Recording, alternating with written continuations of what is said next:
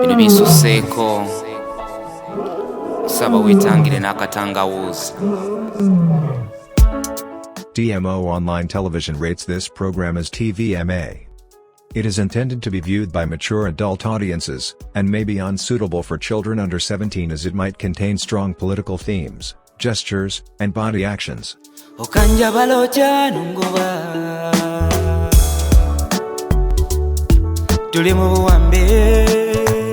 Tombaako ky'oŋŋamba gwe abadde mu Parliament nga muli mbimu ne muyisemu mwenna ate gwe n'obyerabira tunoluka obusomo opposite enkiiko ezibadde zituula ng'oziraba bagenti abakadde temujja kgenda Kyankwazi waziraba pya bwe mugendayo babagobayo kyokka nga omukadde omu eyakulira abakadde besindiikiriza ye gyali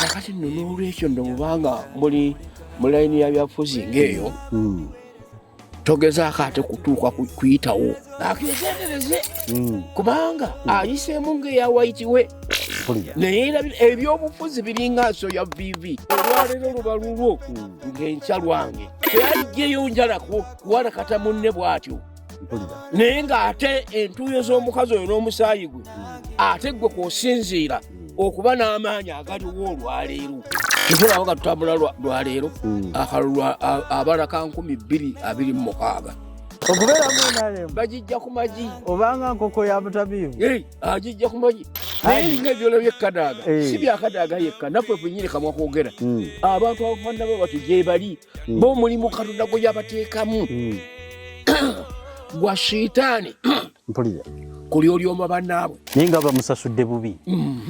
I, Jacob Lokori Olanya, swear in the name of the Almighty God that I will at all times well and truly serve the Republic of Uganda in the office of the Speaker, and that I will support and uphold the Constitution of the Republic of Uganda as by law established. So help me God. DMO Online Television congratulates Right Honorable Dr. Jacob Olanya upon becoming the Speaker of the 11th Parliament of Uganda. You always dreamed of working for the people, and you have tried your best. But now you have the opportunity to be with them. Do not let the common people down. Congratulations on your success.